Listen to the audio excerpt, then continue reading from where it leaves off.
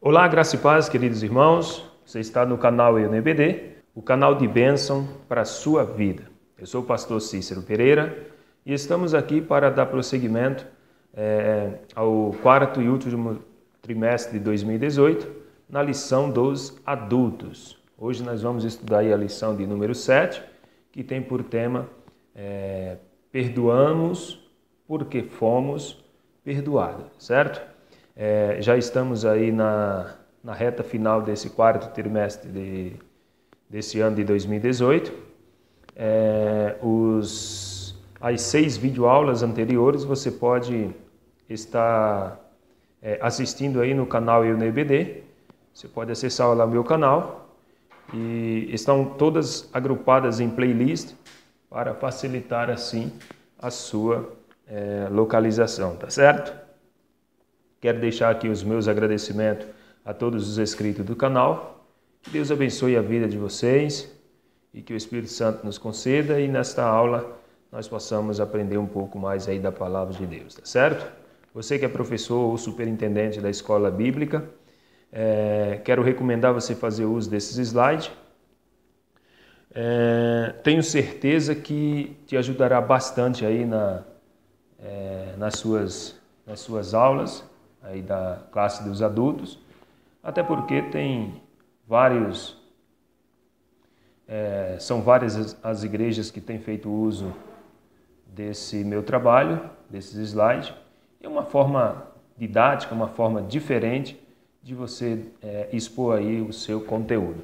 As lições são todas das revistinhas da CPAD, então facilitará aí a forma de você apresentar a sua aula. Claro que a aula quem vai dar é você. Esses slides aqui é só um apoio, né? Se você não estudar a lição, os slides por si só ele não vai ajudar muito, tá certo?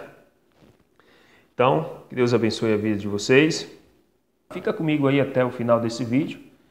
Eu vou pegar os pontos mais principais. Então é resumida, mas tenho certeza que se você levar para a sua igreja, será de grande valia aí para a sua aula. Vai te ajudar muito, tá certo? Se você não deixou o seu e-mail, deixa o seu e-mail na descrição do vídeo aí abaixo, para que assim que as aulas, as lições ficarem prontas, né, os slides estiverem prontos, eu já envio aí para o seu e-mail, tá certo? Se algum de vocês, porventura, deixou de receber, talvez por algum motivo, não sei, deixe novamente seu vídeo. Deixe novamente aí o seu e-mail, que eu estarei enviando aí para você, tá certo? Muito obrigado a todos e um abraço aí para todos vocês aí, tá certo? Bom, sem mais delongas, nós já vamos para a lição.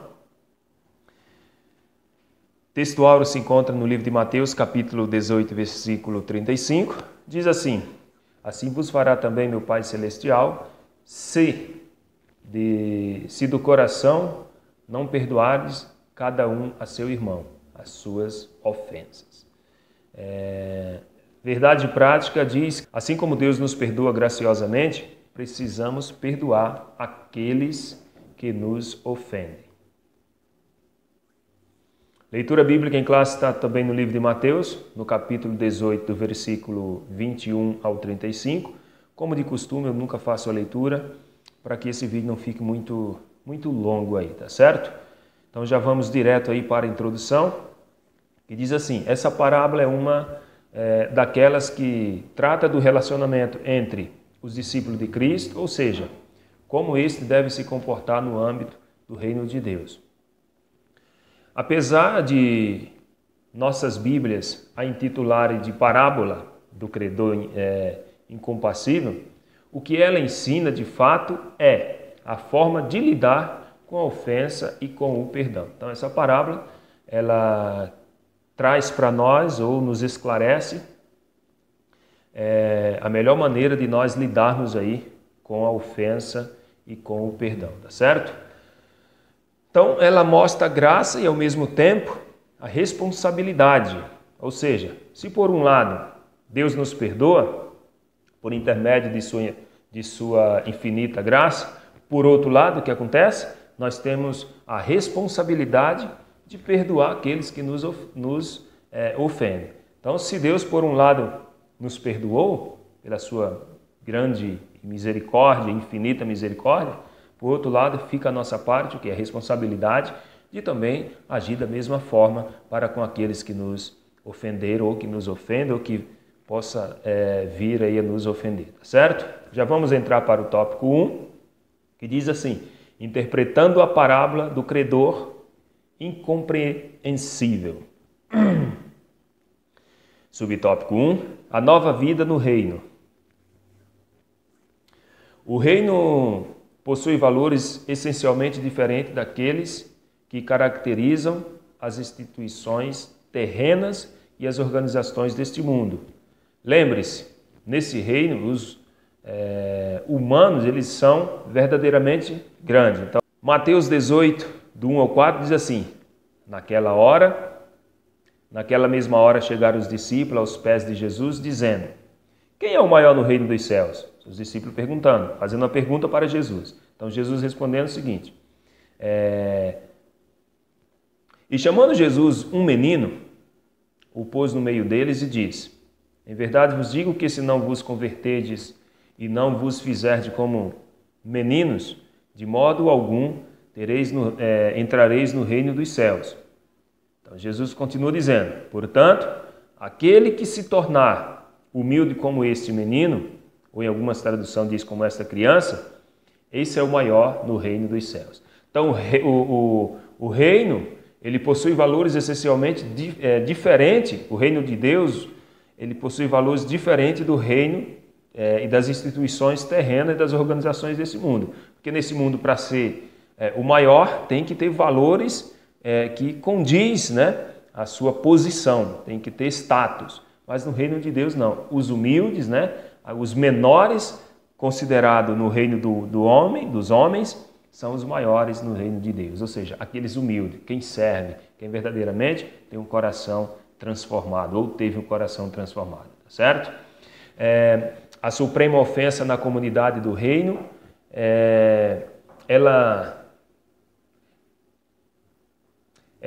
quando os mais fortes e dominadores tornam a caminhada de fé dos irmãos mais fracos e mais sensível difícil. Então, Mateus 18,6 diz assim: mas qualquer que eu vos escandalizar um destes pequenos que crê em mim, melhor lhe fora que lhe pendurasse ao pescoço uma mó de azênia e se submergisse na profundeza do mar.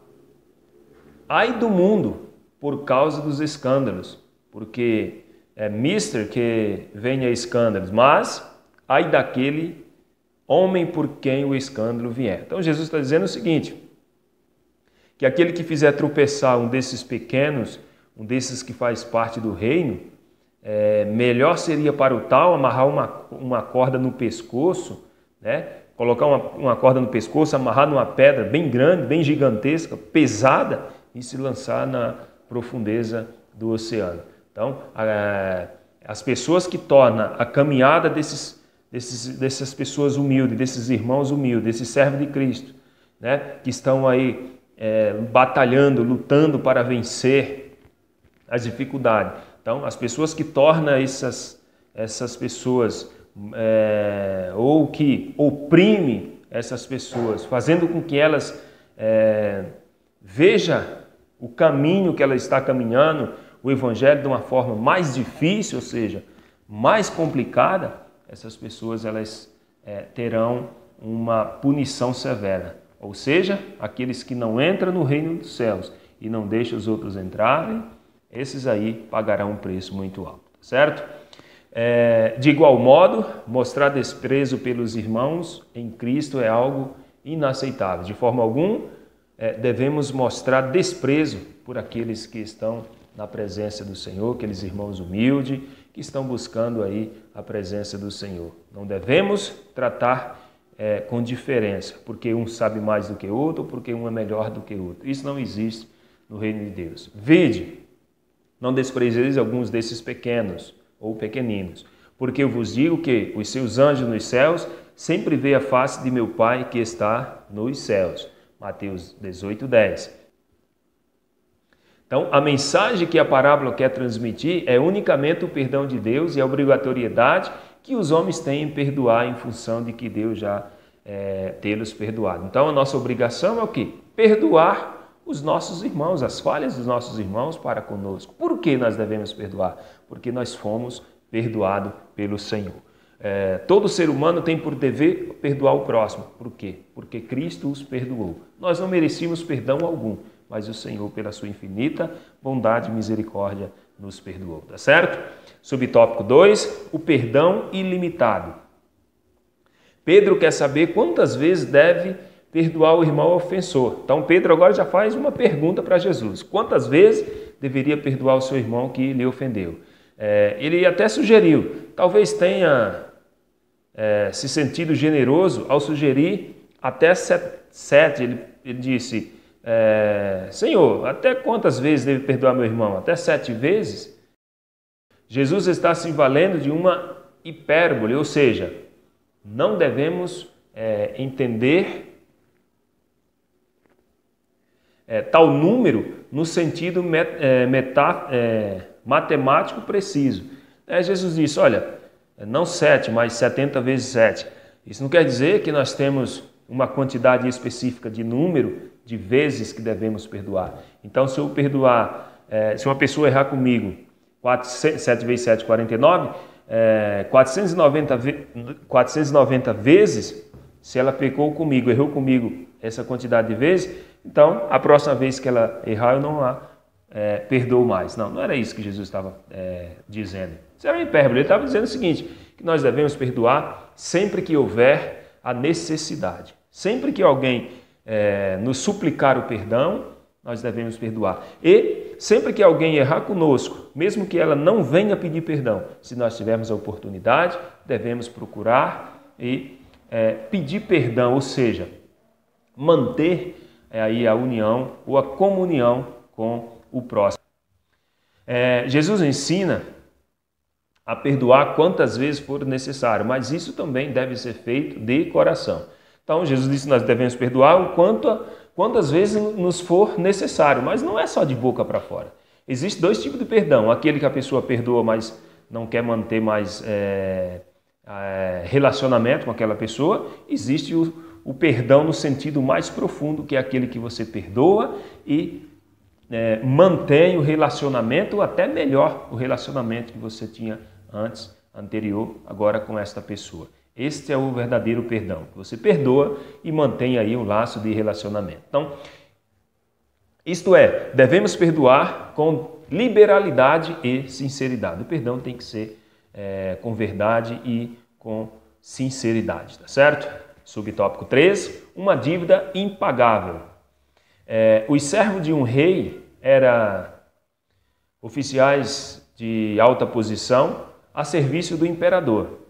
Algum deles, o que acontecia? Muitas vezes, em determinadas ocasiões, emprestava grandes somas de dinheiro do tesouro imperial. Então, os servos do rei, eles eram de alta posição dentro ali do serviço do imperador romano, dentro do império ali, e eles emprestavam determinadas quantias em valores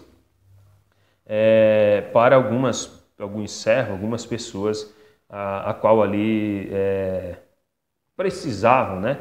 E tinha um certo contato com aquele pessoal ali, tá certo?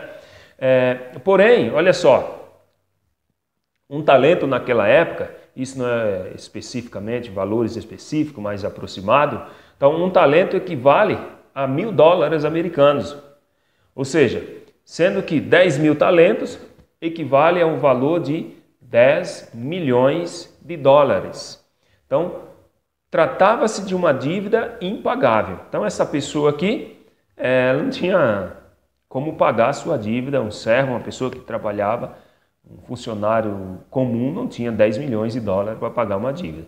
Então, o que Cristo ele quer ensinar é a completa falta de esperança de pagarmos o incomensurável débito que geramos por causa do nosso pecado. Então, a parábola lá do servo lá que devia para o rei e não tinha condições de pagar e o rei perdoou, era uma quantia muito alta, aí, aproximadamente aí 10 milhões de dólares. Só que a nossa dívida com o Pai era muito mais alta, não dava para se calcular com valores monetariamente falando. Então, era impagável. Então, era isso que Cristo estava querendo, ou estava ensinando para os seus ouvintes, para os seus discípulos, para a sua plateia. Ou seja, ele está dizendo o seguinte, que nós não tínhamos e nem tenhamos condições de pagar o nosso débito com o Senhor. Mas Cristo na cruz, Ele pagou. Como que minha dívida é sanada diante de Deus, diante do Pai? Quando eu entrego a minha vida ao Senhor Jesus, tá certo? Até que eles fossem perdoados gratuitamente por Deus, por intermédio da morte do Filho de Deus na cruz do Calvário. Então, a nossa dívida foi paga quando Cristo se entregou na cruz do Calvário. Colossenses 2, 13 e 14 diz o seguinte: e quando vós estáveis mortos nos pecados e na circuncisão da vossa carne, vos vivificou juntamente com ele, perdoando-vos todas as ofensas, havendo riscado a cédula que era contra nós nas suas ordenanças, a qual de alguma maneira nos era contrária, e atirou do meio de nós, cravando-a na cruz. Então, o preço da nossa dívida, Cristo pagou para o Pai. Então, nós não devemos hoje para o Senhor, porque o Senhor Jesus Cristo, a nossa dívida com Deus, foi quitada porque o Senhor Jesus Cristo pagou a nossa dívida. Glória seja dada ao nome do Senhor Jesus, que vive e reina para todo sempre. Então, a nossa dívida está paga. Você pode glorificar a Deus por isso, você pode se alegrar porque você não deve mais nada. Alguém pagou, né? Aquele que entregou a sua vida por nós gratuitamente, ele pagou, né? Deus pagou a nossa dívida por intermédio da morte do seu Filho. Isso é um Deus generoso, bondoso e misericordioso. Subtópico 4, a recusa em perdoar. Jesus disse que um homem conserva com aquele cujo débito era impagável, devia 100 denários. Ao servo cuja devia exorbitante junto ao rei fora perdoado. Então, esse servo do rei, ele devia 10 milhões de dólares. Isso para nós termos uma noção, não é específico esse valor, é simbólico. Pode ser mais ou pode ser menos, mas esse servo que devia 10 milhões de dólares para o rei, ele não tinha como pagar essa dívida. Só que o rei o perdoou. E tinha um conservo deste servo do rei, que devia aí o equivalente a 20 dólares. E o que aconteceu? Olha só, ele não perdoou a dívida do seu conservo. Então o valor equivalia a cerca de 20 dólares americanos, ou seja, uma soma insignificante comparada àquela que o oficial da corte devia ao rei. Então olha só aqui a falta de compreensão, o coração arrogante e abominável. Ele foi perdoado de uma dívida de aproximadamente 10 milhões de dólares, mas não teve a compaixão e a misericórdia de perdoar aquele que o devia aproximadamente 20 dólares. Ou seja, é um tipo de pessoas que só quer ser compreendido, mas nunca quer compreender o próximo, não é verdade?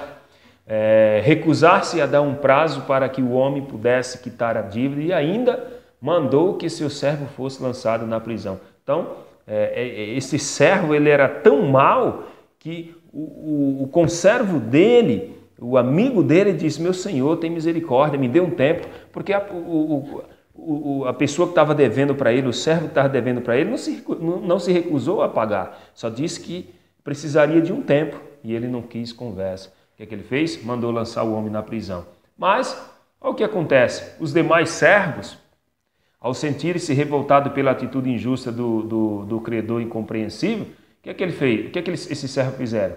Levaram o assunto ao conhecimento do rei. O que é que o rei fez? Ficou tão irado que, olha só, o credor acaba então recebendo o castigo que merece. O rei ficou tão irado e disse: servo maldito, servo perverso, perdoei a sua dívida. Por que é que você não perdoa a dívida do seu irmão? E aí mandou lançar ele na prisão e o rei disse: tu não sai da prisão enquanto não me pagar o último centavo.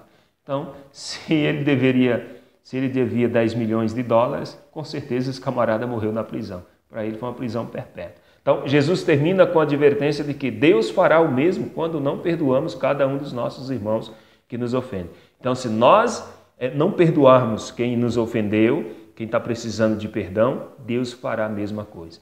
Quem muito perdoa, muito é perdoado. Quem pouco perdoa, pouco é perdoado. E quem não perdoa, não será perdoado. Essa é a regra e não vai mudar, tá certo? Deus é Deus e ponto. Tópico 2. Em Cristo, Deus pagou as nossas dívidas. Nossas dívidas, nossa dívida é impagável. A palavra de Deus deixa claro que o salário do pecado é a morte. E do mesmo modo, ela ensina que todos somos pecadores. Então, o salário do pecado é a morte, Romanos 6:23, porque o salário do pecado é a morte, e Romanos 3:23 diz: porque todos pecaram e destituídos estão da glória de Deus. Então, a palavra de Deus ela é bem clara, que o salário do pecado é a morte, né? E todos nós somos pecadores. Então, essa dívida ela exigia um sacrifício de sangue, pois sem derramamento de sangue não há remissão de pecado. Para pagar essa dívida, para pagar a dívida que nós devia, porque o salário que nós íamos receber era a morte, e para que a morte fosse tirada de nós, né, para que nós não pagássemos essa dívida, tinha que haver derramamento de sangue. Hebreus 9:22 diz que e quase todas as coisas, segundo a lei, se purifica com sangue. Sem derramamento de sangue não há remissão, ou seja, não há perdão dos pecados. Portanto, nossa dívida para com Deus é impagável. Então, meu filho. E detalhe, tem que ser sangue puro, sangue sem mácula, sem pecado. Todos os homens, toda a raça humana tem sangue pecador, então não poderia pagar a dívida nunca. Só o sangue de Jesus, que era imaculado, sangue puro, carmesim, que purificou, purifica e nos perdoou e nos deu direito à vida eterna. Louvado seja o nome do Senhor. Vamos avançar? Subtópico 2. Deus pagou as nossas dívidas. O próprio Deus, que poderia ser o nosso credor eterno, olha só, providenciou uma forma para que pudéssemos pagar a nossa dívida. Então, a nossa dívida era eterna, não tinha como. Era impossível nós pagarmos, mas Deus, vendo que nós não tínhamos como pagar, Ele providenciou uma forma para que nós pudéssemos pagar a nossa dívida. Qual foi? Ele enviou o seu Filho na plenitude dos tempos. Olha só, Gálatas 4:4. Mas vindo a plenitude dos tempos, Deus enviou o seu Filho, nascido de mulher, nascido sob a lei. Para que todo aquele que confessar o nome do unigênito Filho de Deus não pereça, não morra, ou seja, não tenha de receber a justa retribuição pela imensa dívida do pecado. Então, Deus providenciou uma forma para que nós pagássemos a nossa dívida. E isso na pessoa de Jesus Cristo. Não é verdade? Então, todos que confessaram o nome do Senhor Jesus, todos que crerem nele, não morrem, não perecem, e não recebe aí a justa retribuição que a nossa dívida merece, que nós merecemos, que o pecado nos causou, tá certo?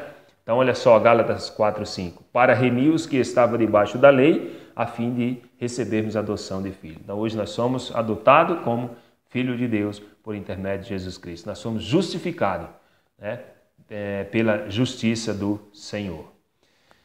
Ali na cruz, havendo riscado a cédula que era contra nós, Deus em Cristo, o que aconteceu? Pagou as nossas dívidas. Então você é livre, você pode glorificar o nome do Senhor. Você não deve nada mais, porque Deus na pessoa de Cristo, o Pai na pessoa do Filho, providenciou uma forma para nós pagarmos a nossa dívida, a qual nós não poderíamos pagar, tá certo?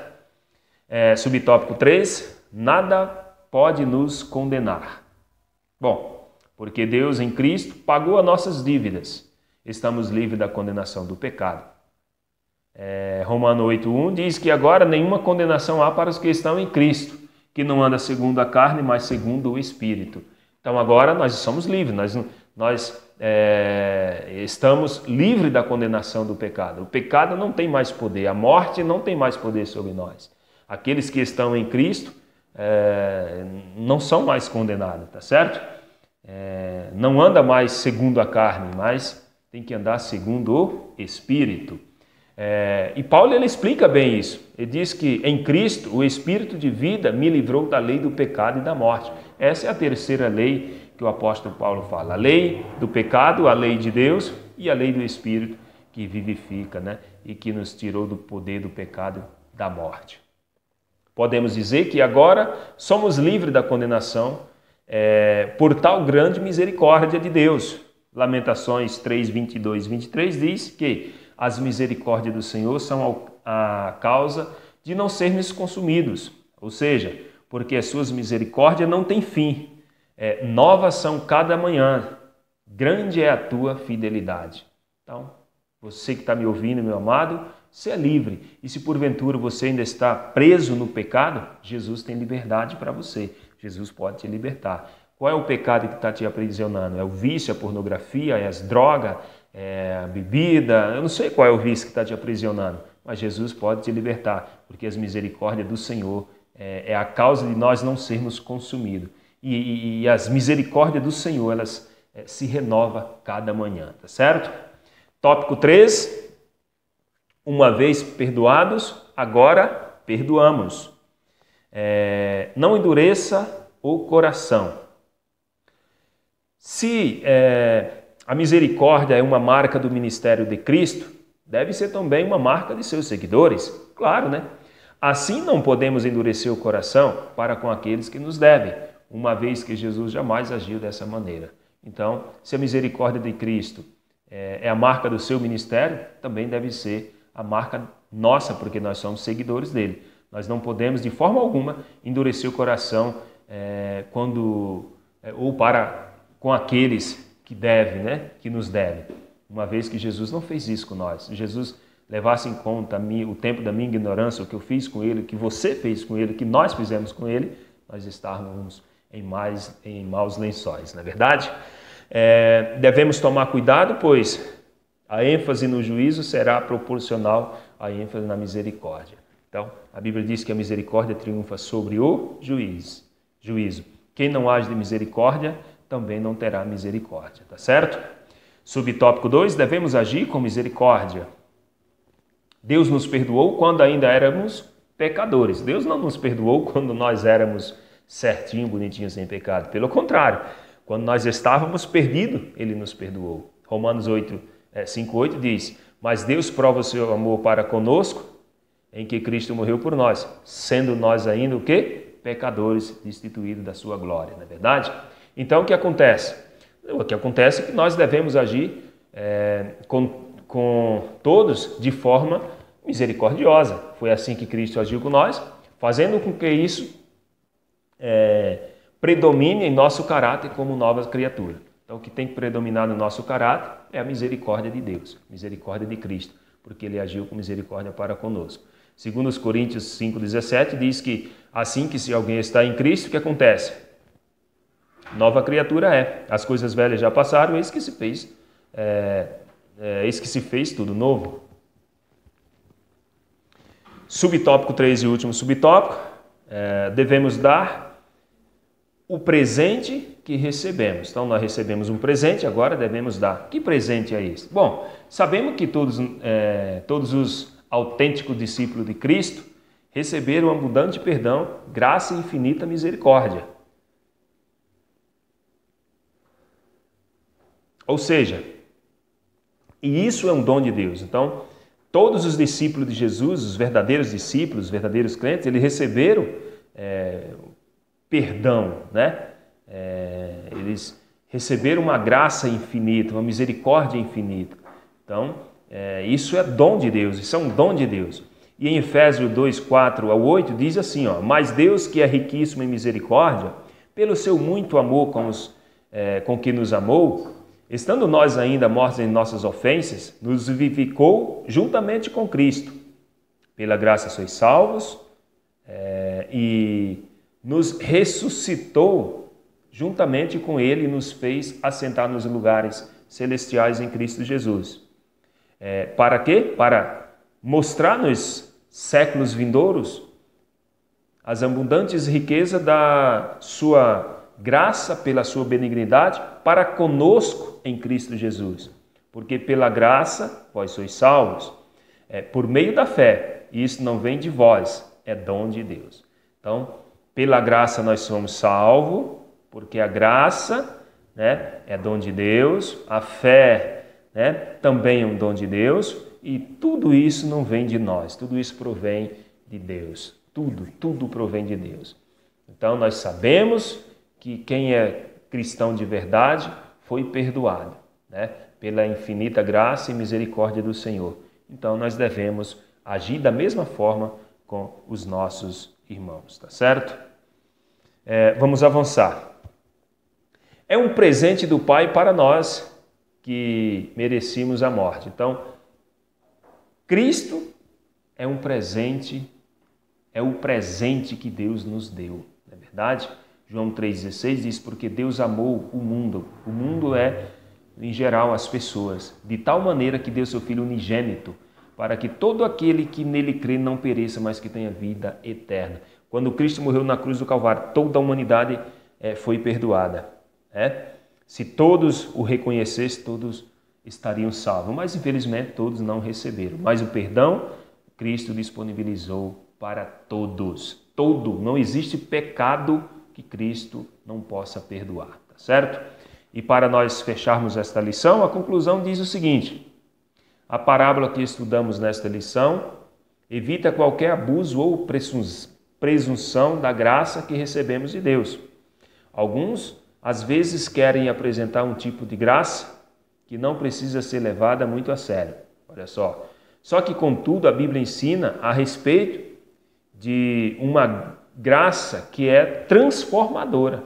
Então, se você foi transformado por essa graça, conseguirá perdoar assim como foi e é perdoado por Deus em Cristo Jesus, não é verdade? Então, essa graça que é misericordiosa, que é grande e que nós fomos perdoados por ela, claro que nós devemos e temos condições de perdoar os nossos devedores. Meus irmãos e minhas irmãs, amigos e amigas do YouTube, você que me acompanhou até aqui, muito obrigado.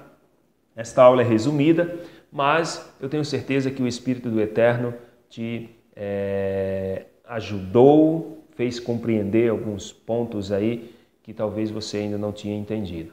Mas o foco aqui é você que é professor, levar esses slides para a sua igreja e dar a sua aula na sua igreja. Isso aqui é só um comentário do slide, tá certo? Não é uma aula em si, na sua essência. É um comentário dos slides para que você possa fazer o uso aí na sua igreja. Ele é totalmente editável, você pode editar, deixar com a sua cara, colocar aí o logo da sua igreja, enfim. E se você já usa, muito obrigado, Deus abençoe, compartilhe aí com seus amigos, divulguem nas suas redes sociais, seu grupo de WhatsApp. Se tem sido bênção para você esse trabalho, compartilhe com outras pessoas e tenho certeza que o Senhor os abençoará da mesma forma, que está abençoando outras pessoas, que está abençoando você, vai abençoar também outras pessoas, tá certo? Um abraço forte para todos vocês, um beijo para todos, que Deus abençoe ricamente, continue orando por mim, pela minha família e pelo meu ministério e nos veremos na próxima lição, se o Senhor assim nos permitir. Tudo isso e muito mais nós fazemos dentro do reino, se for da vontade dEle.